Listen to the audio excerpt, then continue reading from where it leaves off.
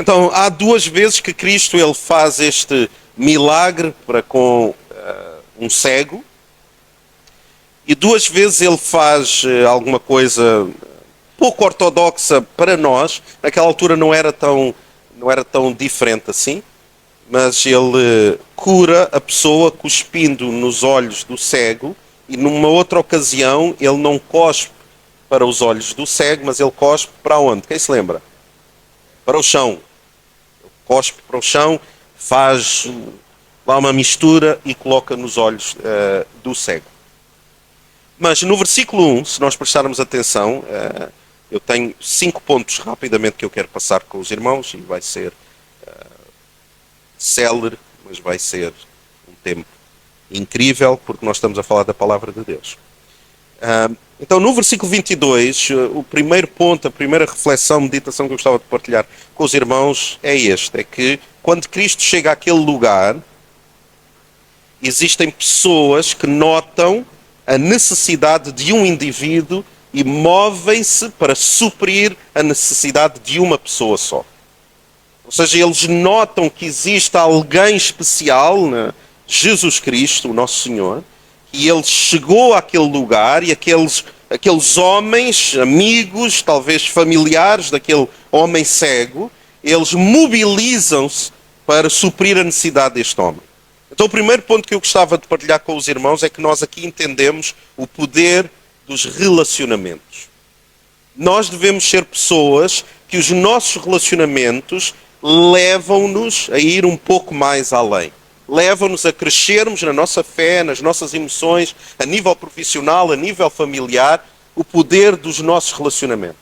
E deixem-me que vos diga que os nossos relacionamentos são uma profecia acerca do nosso futuro. Diz-me com quem andas, dir-te-ei quem és. Ou seja, o nosso círculo de amizades, as pessoas com quem nós nos damos, são pessoas que vão influenciar, e neste caso foram estas pessoas que criaram o gatilho, a reação para que este homem fosse curado.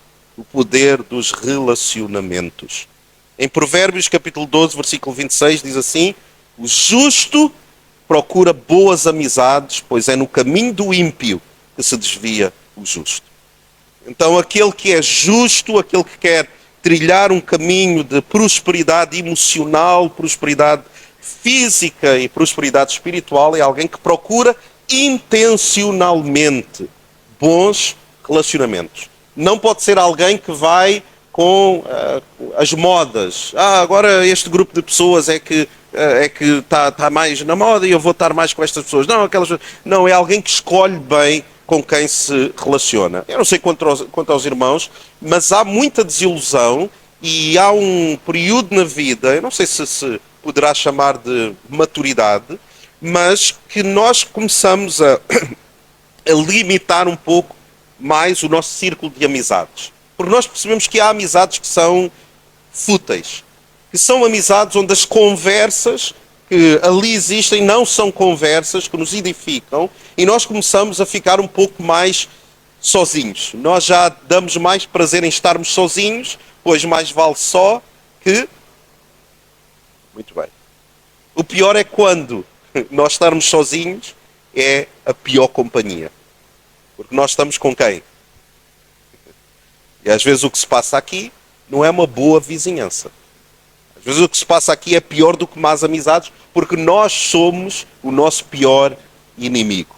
A maneira que nós pensamos, e nós temos aprendido isto também, sobre nós mudarmos os nossos pensamentos, mas nós devemos procurar ter boas amizades. E alguns dos irmãos que estão aqui hoje pelos bons relacionamentos. Alguns de nós estamos aqui hoje porque alguém nos convidou a estarmos aqui e nós, de alguma forma, nós permanecemos. O poder dos relacionamentos. Mas há uma outra questão que eu gostava de partilhar com os irmãos. É que quando este homem, trazido por outras pessoas, chega até Jesus, por exemplo, há um casal, aliás, há um casal, é o Marco e a Tatiana, eu ia fingir que não, eles, o Marco e a Tatiana, eles estão aqui hoje, também porque o Marco que tem noções de igreja e já é alguém que passou, entende o que é cristianismo, entende. Ele, de alguma forma, começou a incutir a curiosidade na sua querida mulher, a Tatiana. Ou seja, eles estão aqui também porque ele criou este bom relacionamento a nível espiritual e convidou-a também a entender as crenças dele próprio. E ela, como uma boa esposa querida, carinhosa, o que é que ela fez? Claro que eu quero entender melhor a tua fé. Então, por isso é que eles estão aqui. Então, o poder que os relacionamentos têm de nos levar até aos lugares certos para nós ouvirmos e entendermos no nosso coração e na nossa mente o que Deus tem para nós. Mas não apenas isso. No versículo 23 diz que ele então tomou o cego pela mão e o levou para fora da igreja. É o poder da tua geografia.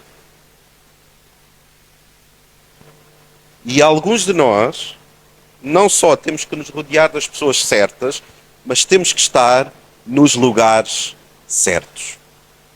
E estar no lugar certo é tão importante quanto estarmos com as pessoas certas.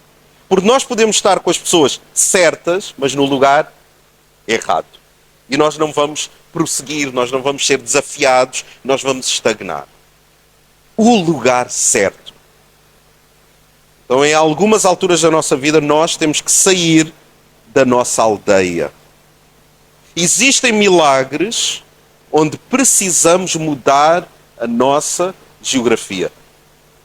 Existem alturas da nossa vida, fases da nossa vida, que nós devemos escolher sair da aldeia onde nós nos encontramos para um outro lugar. Nós devemos mudar os ambientes onde nos encontramos. Nós devemos mudar as conversas onde nos encontramos e ter atenção às coisas que nos influenciam. Porque muito daquilo que será o nosso futuro será determinado pelos lugares onde nós escolhemos estar ou pelos lugares que nós escolhemos não estar mais. E ouçam, há lugares, ouçam isto com um espírito profético. Existem lugares onde nós não cabemos mais. E nós percebemos que já não cabemos mais naquele lugar. Pelos sintomas, nós identificamos, nós percebemos, este não é mais o meu lugar. Eu não tenho mais estrutura para estar nestas conversas, nestes ambientes, eu tenho que mudar. E ouçam, não é necessariamente porque alguém nos fez alguma coisa de mal. Eu posso-vos dizer, a minha conversão, eu comecei a ir à igreja, não era porque eu estava numa crise, não era porque eu era toxicodependente, nunca tive problemas com nada disso, ou bebia demais, ou como algumas pessoas, e eu respeito isso. Há pessoas que dizem, eu fui até Cristo, eu encontrei Deus, estas frases, porque eu sentia um grande vazio dentro de mim. Eu não sentia vazio nenhum. Eu estava bem na escola, financeiramente, a minha família também estava bem, emocionalmente eu também estava bem, eu tinha uma relação normal, saudável com os meus pais, não me sentia discriminado na escola, não tinha nada. Mas a primeira vez que eu ouvi falar do Evangelho, a minha vida foi transformada. Então eu tive que sair da aldeia, do sítio onde tudo corria bem. Eu sabia que havia alguma coisa que eu precisava na minha vida. Ainda que eu não sentisse um vazio existencial, eu sabia que eu precisava de encontrar alguma coisa a qual eu só encontrei no Evangelho, através da pessoa bendita de Cristo. Então o poder da tua geografia é que Ele nos tirou das trevas para a sua maravilhosa luz. Ele nos tirou do caminho da morte e nos entregou para termos vida e vida com abundância. Este é o poder da geografia. Cristo às vezes tem que nos tirar da geografia onde nós nos encontramos. Número 3, o poder de uma nova natureza. E aqui complica um pouco porque nós não conseguimos passar por cima deste versículo, nem disto que aconteceu. Mas no versículo 23 diz que ele tomou o cego pela mão, o levou para fora da aldeia e em seguida cuspiu nos olhos daquele homem. Pois bem, vamos exemplificar. Quem quer ser um voluntário? Não, estou a brincar, eu não vou. fez, além de bizarro, tem um poder simbólico, mas tem um poder prático. Eu não sei se os irmãos gostam de ver séries tipo CSI. Sabe o que é CSI? Essas coisas das investigações. Como é que eles, quando querem ver o DNA de um suspeito e eles estão lá na esquadra, como é que eles fazem? Eles lembram-se? Põe um cotonete na boca. Né? E para quem não sabe, é um bocado estranho porque é que te põe um cotonete. Mas é para ver o quê? Se tem restos do DNA da pessoa. Ou seja, a maneira de avaliar isso é põe lá os cotonetes lá dentro. Eu não sei se cá em Portugal nós fazemos isso, mas era giro. Né? Se também fazem isso também. O Nuno está a dizer que sim. Eu não sei se já alguma vez já lhe fizeram, mas olha, vais à junta médica, se calhar vou-te fazer. Mas a verdade é que quando na nossa saliva está o quê? O nosso DNA. Então quando ele cospe nos olhos daquele homem, aquele homem fica com uma porção do DNA de quem?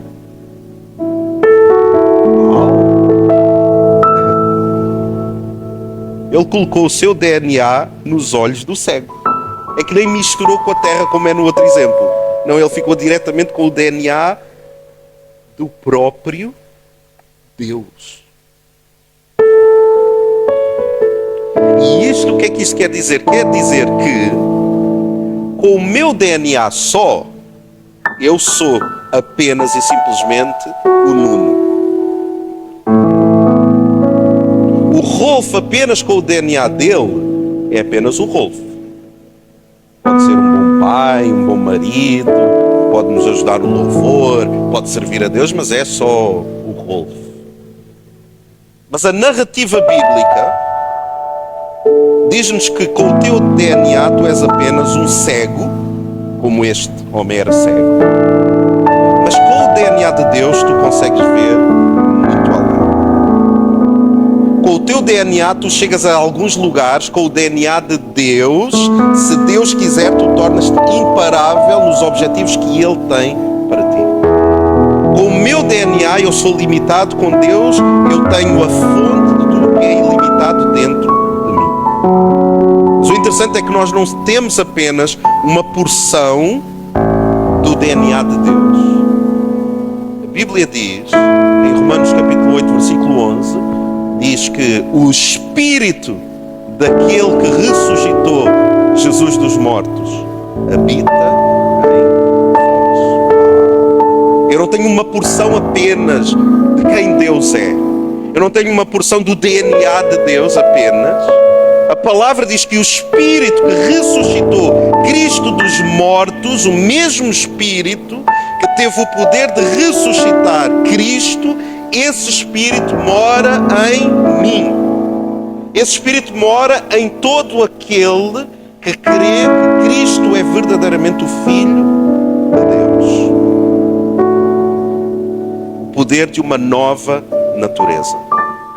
Mas não só o poder de uma nova natureza, mas o poder de uma nova mentalidade. No versículo 23 diz que ele fez isso e ele depois perguntou: tu vês alguma coisa? E o homem levanta os olhos no versículo 24 e diz: eu vejo pessoas, mas elas se parecem com árvores a caminhar.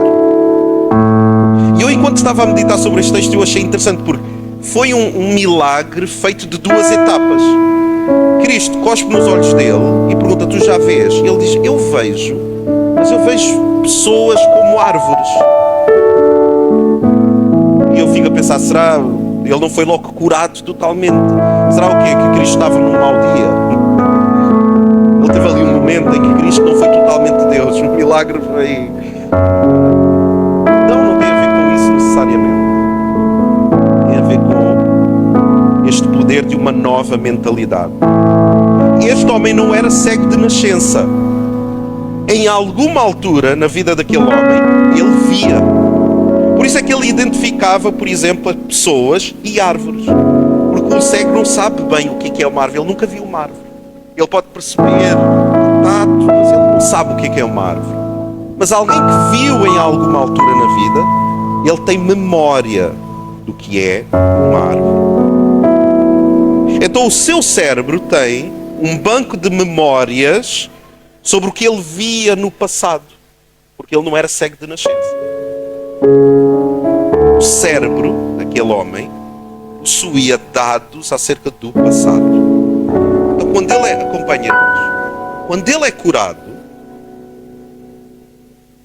ele ganha visão, mas ele vê o novo. Ouçam, porque isto é muito importante. Ele vê o novo com olhos do passado. Ainda que ele esteja a ser curado, a sua mente não está a acompanhar o processo de cura. Ele está a ver o que está a acontecer com informações que ele tem do passado. Por isso é que ele olha para o novo com base em experiências passadas. E na nossa fé, nós precisamos de ver o novo de Deus com a mentalidade nova. Eu não posso estar a tentar ver o que Deus está a fazer de novo com uma mentalidade velha, baseada em experiências do passado. Já imaginou viver um relacionamento? Imaginem que alguém se enamora por outra pessoa, mas teve uma desilusão muito profunda. A pessoa desiludiu-se amorosamente. A pessoa apaixonou-se, teve uma grande desilusão de amor, ficou com um trauma, experiências passadas, mas depois enamora-se por outra pessoa, mas baseia o seu relacionamento com traumas do passado.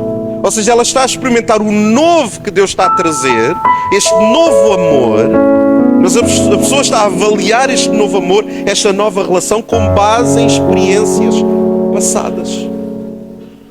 O que vai acontecer é que está fadado ao fracasso. E alguns de nós vivemos a vida com experiências do passado. Não dá para ver o novo com uma mentalidade velha. Ele estava curado, porque ele já via, mas a mente dele não estava a acompanhar o que estava a acontecer. E biblicamente diz assim: ninguém coloca vinho novo em odres velhos. Ou Romanos 12:2 diz assim: transformai-vos pela renovação. Renovação é constante. Eu tenho que estar sempre a renovar a minha mente. Então nós, como indivíduos e como igreja, nós temos que desenvolver uma nova mentalidade. As coisas que acontecem neste lugar, nós não podemos estar a avaliar com uma mente agarrada ao que passou. Eu não posso estar a ver o que acontece nesta igreja. Eu, o Nuno, o pastor Nuno, eu não posso estar a ver, a basear a avaliação e o desfrutar do que acontece aqui com base naquilo que aconteceu na minha vida lá atrás. Eu tenho que ver o que acontece aqui como o quê? Algo novo que Deus está a fazer aonde? Aqui. Com quem? Conosco. E não a projetar naquilo que eu vivi lá atrás. Eu tenho que pensar assim: o que vivi lá atrás, se foi incrível e ficou aonde? Lá atrás. Se foi mau, houve coisas que aconteceram de mal no passado. No seu passado houve coisas ou não? Que não correram bem? Houve. Mas ficou, tem que ficar aonde? Lá atrás. Sabe quando é que nós vamos ao passado? Não é para tentar ressuscitar o passado. É para fazer uma autópsia. O passado está morto. E nós vamos perceber porque é que morreu. E o que é que aconteceu de errado. Mas nós não vamos tentar trazê-lo de volta à vida. Isso não há... nós queremos trazer, como o Donald Trump diz assim, make America great again.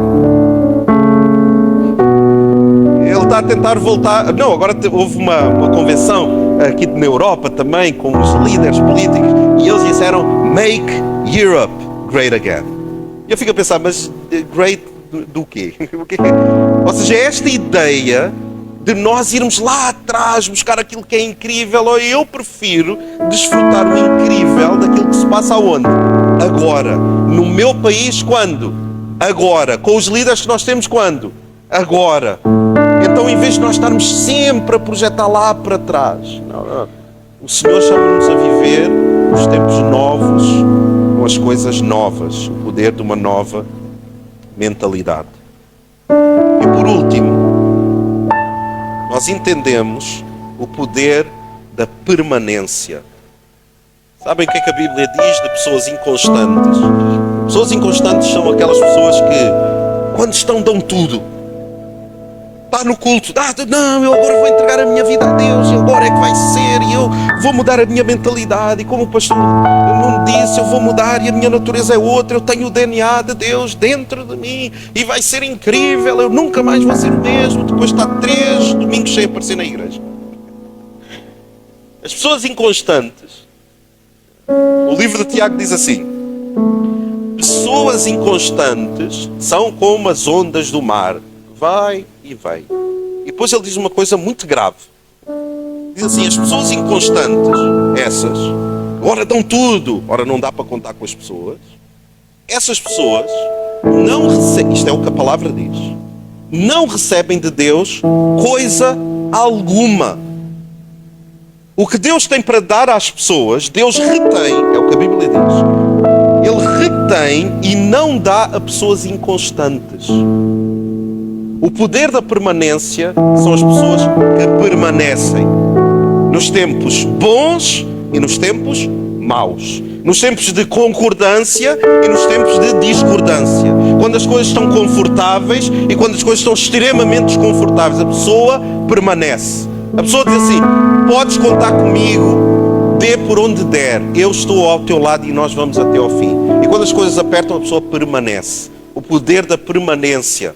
Por isso é que no versículo 26 Cristo mandou para a sua casa, mas diz assim: não entres mais aonde? Na aldeia. Se Deus te livrou de alguns lugares, se Deus te livrou de alguns ambientes, se Deus te desafia a sair de um lugar A para o B, permanece no lugar onde Deus te colocou. Permanece nos relacionamentos que Deus está a criar à tua volta agora. Não voltes a costumes antigos, a hábitos antigos. Permanece no que Deus te chama. Depois do agir de Deus, nós devemos ter cuidado. Ouça com atenção isto. Depois de Deus agir na nossa vida, depois de Deus falar à nossa vida, nós devemos ter cuidados em conservar o que nos aconteceu. Se Deus falou consigo hoje, eu posso lhe garantir o seguinte: quando terminar o culto e o irmão ou a irmã voltar para a sua casa, vai acontecer de tudo: distrações, desânimo, desmotivação, para que você perca o que Deus falou consigo. Permaneça nas promessas de Deus, permaneça no que Deus está a dizer. Por isso é que em João capítulo 5, versículo 14, Cristo ele realizou um milagre na vida de um homem, e mais tarde Cristo encontra esse homem a quem ele fez o milagre, e vejam o que é que diz João 5,14. Mais tarde Cristo encontrou este homem que sofreu este milagre, encontrou-o no templo e lhe disse: olha, agora que já estás curado, não peques mais, para que não te suceda uma coisa pior. Ou seja, agora que eu fiz alguma coisa na tua vida, não voltes aos lugares antigos, porque talvez te aconteça pior do que aquilo que te aconteceu agora. Então há esta advertência, esta ideia em toda a narrativa bíblica que, quando Deus fala connosco, há um sentido de responsabilidade maior. Se Deus fala contigo, tu tens a responsabilidade de cuidar, acolher, alimentar, regar, nutrir o que Deus fala ao teu coração. Agora, como é que eu conservo então o milagre de Deus? João 15:7. Se permanecerem em mim. Como é que eu salvaguardo o que Deus fala ao meu coração? Eu permaneço nele. Este é o poder da permanência. Eu permaneço nele. E as minhas palavras estiverem em vós, pedireis tudo. Imaginem ter uma relação com Deus, o Deus do universo, o Deus que criou todas as coisas, que eu permaneço nele, as suas palavras permanecem em mim. A garantia é que pedireis tudo o que quiserdes e vos será feito. Então tu és definido pelo lugar onde tu permaneces. Eu sou definido por aquilo onde permaneço. Deus falou contigo, permanece nisso. Lembro-me sempre de haver uma irmã numa igreja onde eu pastoreei já. Quando eu era mais novo, quando tinha, sei lá, 30 anos, 2 anos atrás, qualquer coisa assim.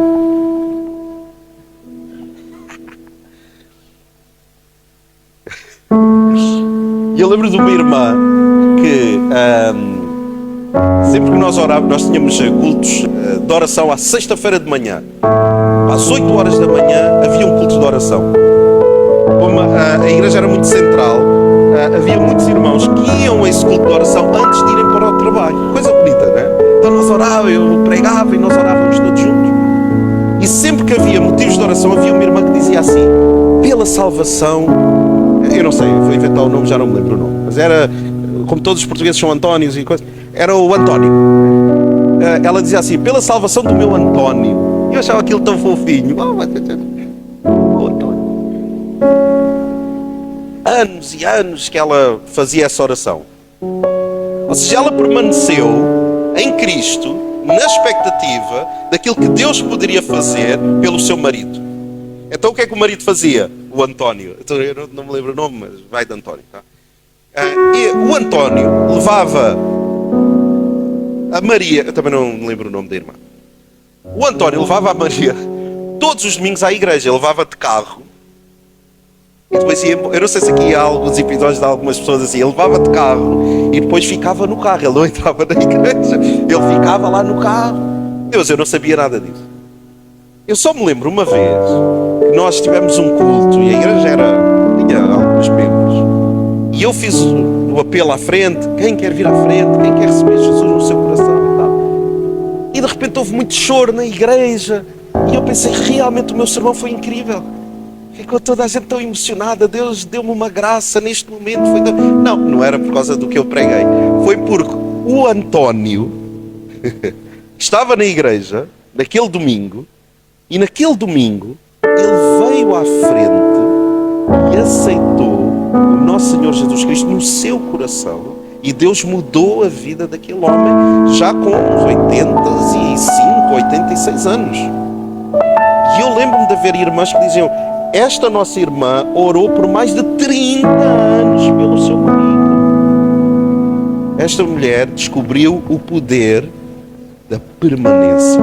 Ela permaneceu em Deus nos tempos difíceis, nos tempos onde ele levava e ele não queria, ela nem falava de igreja com ele, mas ela permaneceu em segredo no seu coração, confiando que Deus, quem sabe, não poderá fazer alguma coisa na vida daquela mulher, e fez. E anos depois, quando eu já não estava lá, ele faleceu, partiu para o Senhor e partiu salvo. É uma coisa incrível o poder da permanência. Então nós somos decididos, somos definidos pelos lugares onde nós escolhemos permanecer. Já estou a terminar, pessoal, vos convidar a ficarmos de pé.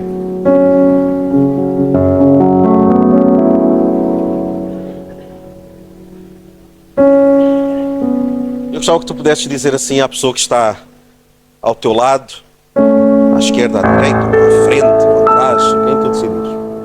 Mas diz assim: eu sou definido. Agora digam lá com convicção: eu sou definido pelos lugares onde eu permaneço.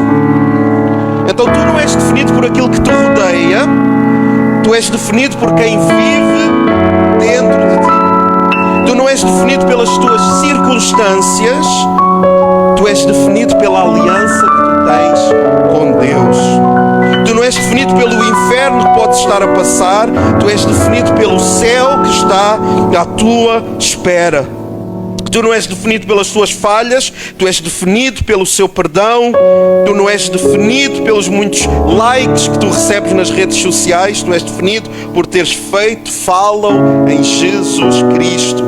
Tu não és definido por aquilo que tu possas fazer por Deus, mas tu és definido por aquilo que Deus já fez por ti. E quem é que nós somos ao permanecermos hoje Ouça, quem é que nós somos ao permanecermos no seu amor? Nós somos a luz do mundo. Nós somos o povo da palavra. Nós somos o sal da terra. Nós somos o reflexo da sepultura vazia. Nós somos filhos da ressurreição. Nós somos perdoados, livres, favorecidos de Deus. Nós somos escolhidos e somos a justiça de Deus. Nós somos testemunhas, discípulos, sacerdotes e reis. Quem é que nós não somos? Nós não somos o Google, nós não somos a Apple, nós não somos o Starbucks,